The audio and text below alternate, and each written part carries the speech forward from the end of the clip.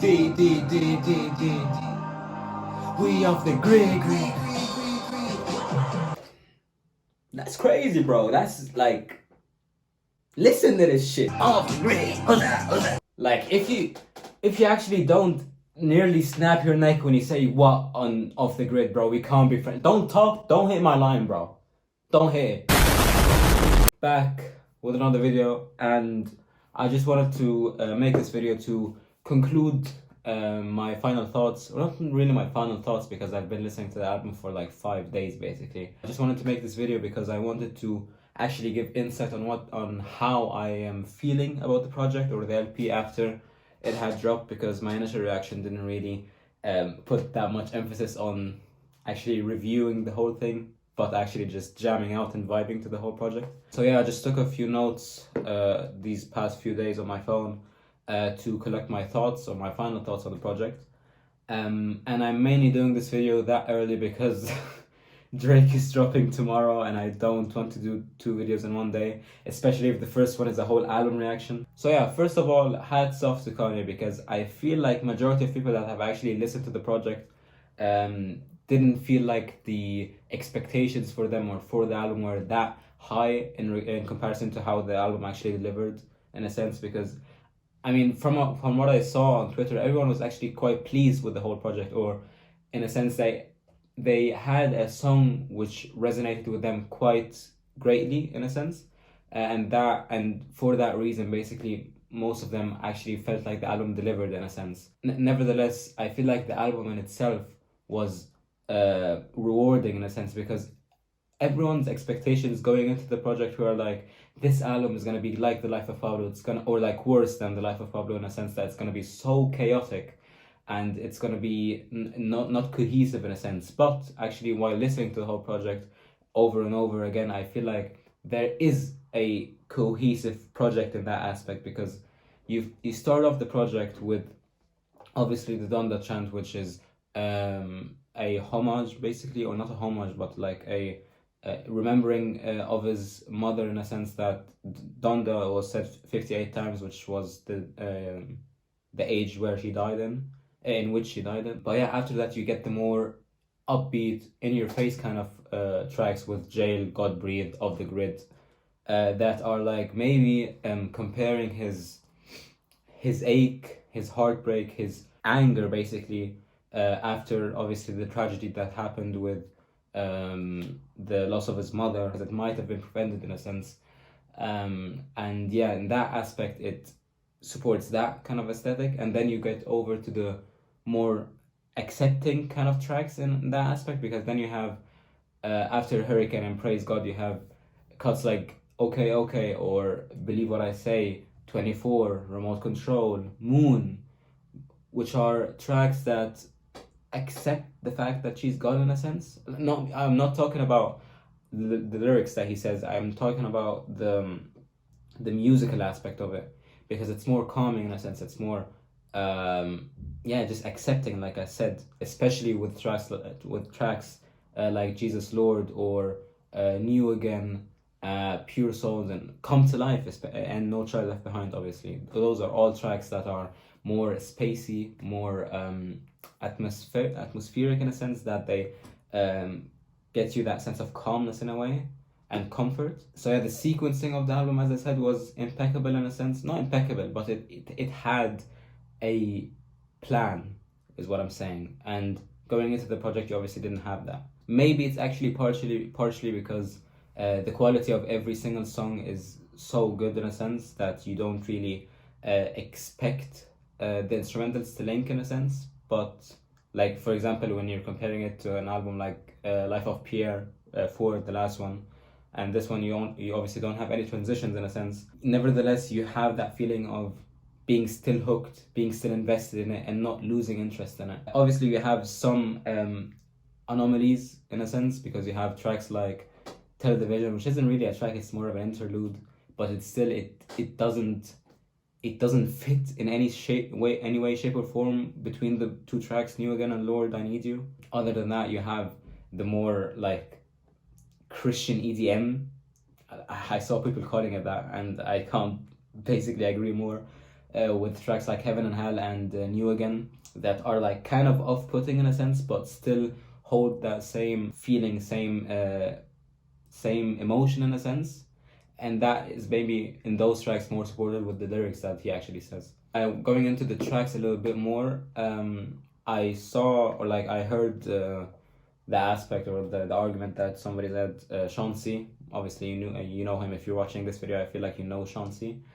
But he said the drums or the use of drums is actually really characteristic in a sense, or not characteristic, but it stands out in a sense. Actually, like after hearing that, I realize how true that statement is, because you don't get those. Obviously, you don't get the like the repetitive trap beats that are so fucking boring in a sense, or even when Kanye dabbles in like things like a drill music with Off the Grid. Off the Grid is maybe one of the best drill beats that I've ever heard, because he's experimented with it. He puts his own style into it. He puts his own twist into it. Other than that, no hi-hats maybe, or no annoying claps. It's kind of like the drums are kind of minimalistic in a sense, in the way that he doesn't really use that type, like that many different sets of drums, but he uses them in a way that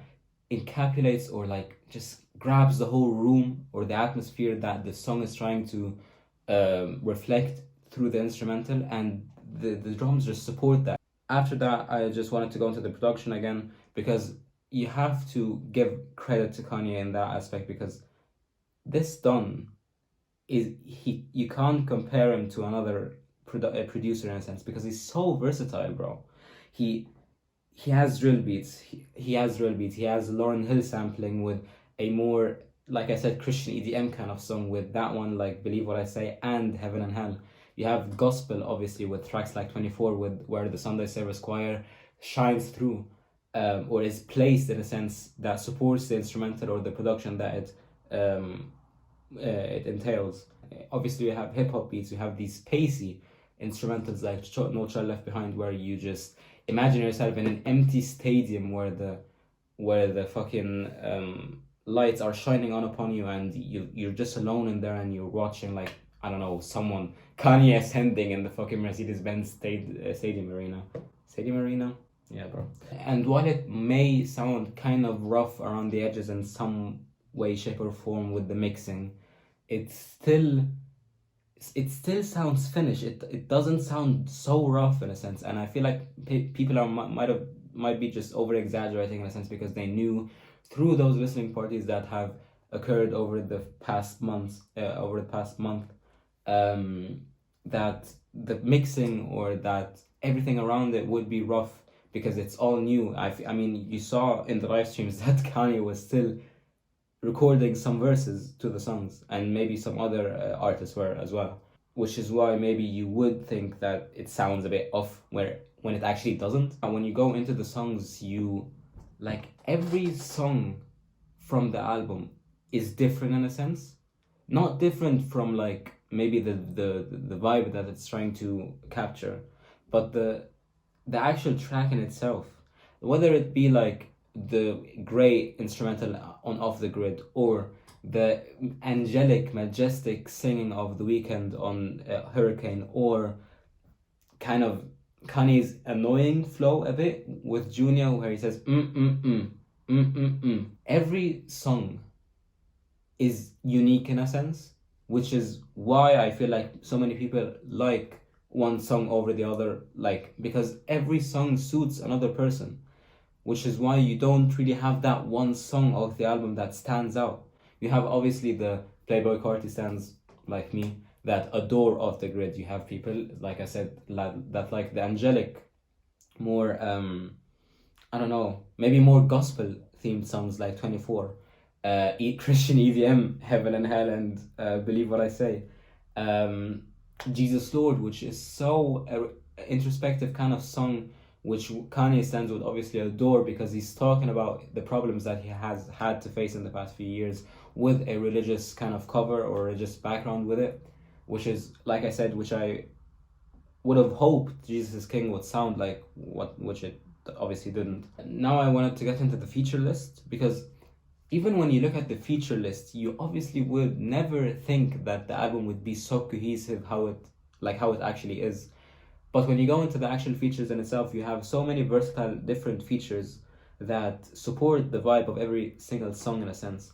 Obviously, you might feel like the features are oversaturated in a way, and that Kanye like gets overshadowed through the features because like on songs like I don't know, Hurricane maybe, where you get through the weekends and the Sunday service in the chorus, and then you get Lil Baby's great feature, but then midway through the song, you actually forget that you're actually listening to a Kanye song.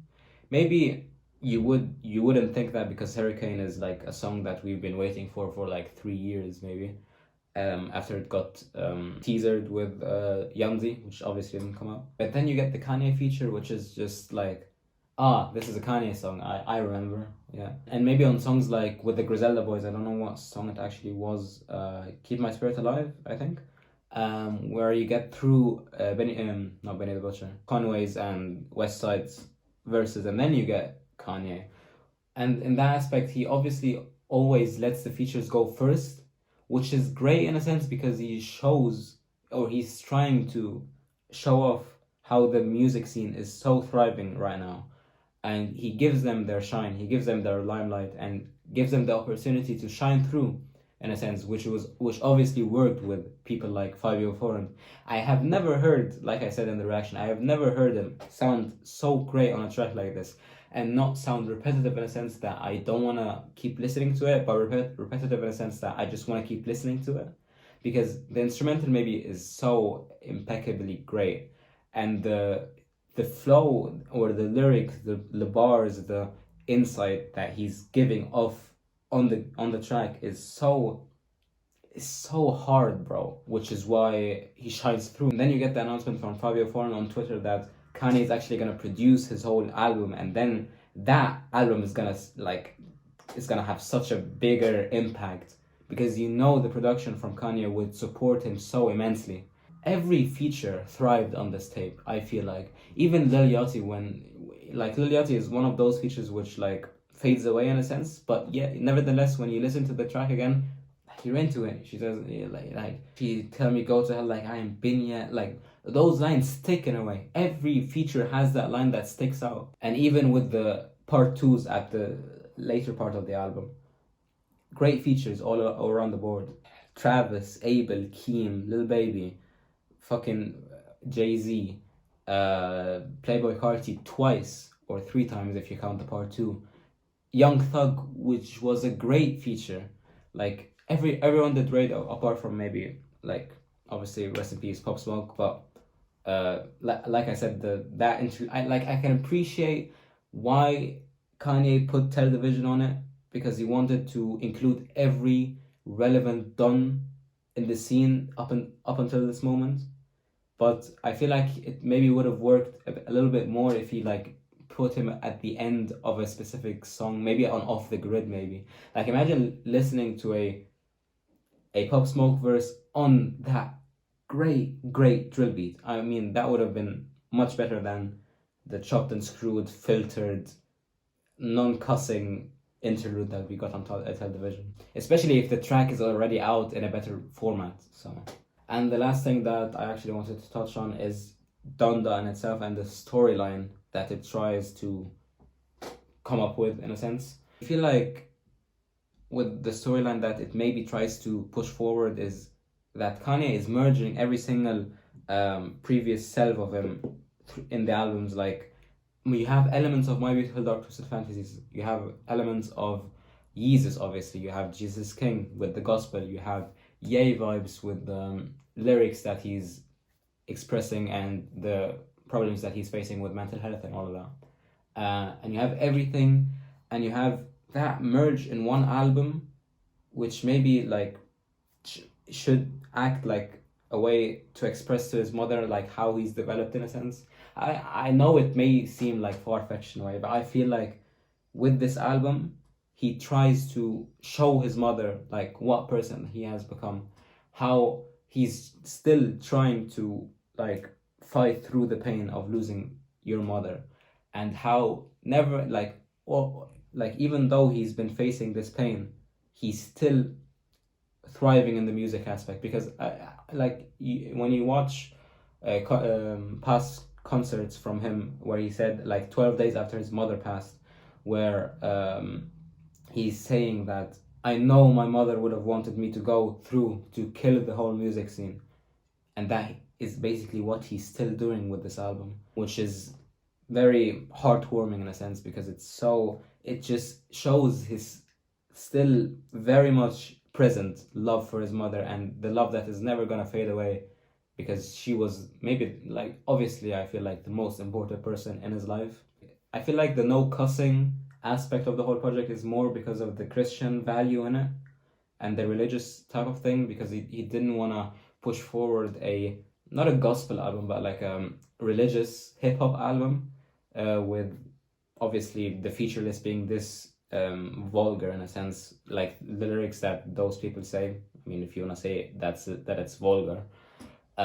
He didn't obviously want to push forward a vulgar album with a religious background with it, I mean. But obviously then you get tracks like Donda, which are so like empowering in a sense, and like the speech that she gave, I don't know what like situation that was, but it's so resonating with me. And then you have Ariana Grande, which I didn't clock in my reaction, giving background vocals with Kanye on it as well, and it's just, he says forever, and once I heard forever, I felt like it was connecting to his mother. Once he said forever, I felt like it was actually like saying, my mother will live on forever, even if she's dead right now. Like, she will live on in memory through this album, through everything that I have managed.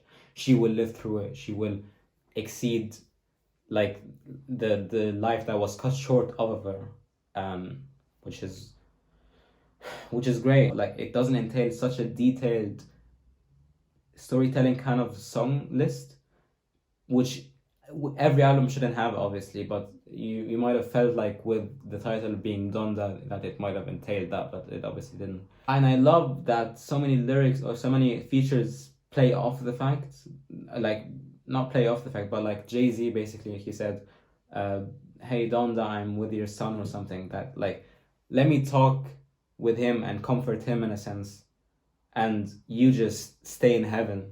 Like, obviously I feel like that is what he's trying to say, which is again so empowering in a sense, because like, it shows the great people that he's surrounded with, obviously not like all the time, but like musically I feel like everyone supports him, everyone loves him in a sense, which is, yeah, it's just great to hear. So I just wanted to conclude the video with giving my favorite tracks from the album, and then giving the final score for the album.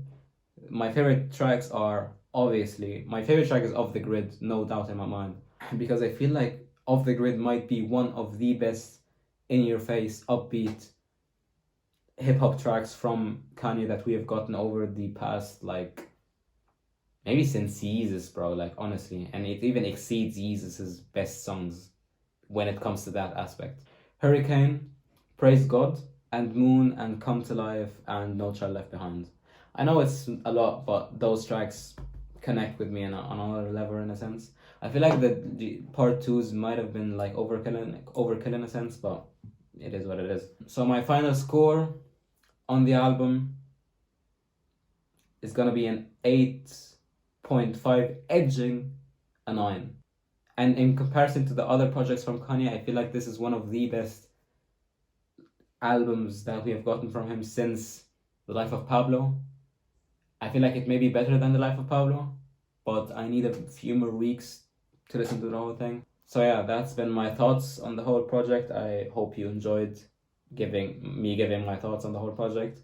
And yeah, I'm gonna do the Certified Lover Boy reaction if it drops actually tomorrow.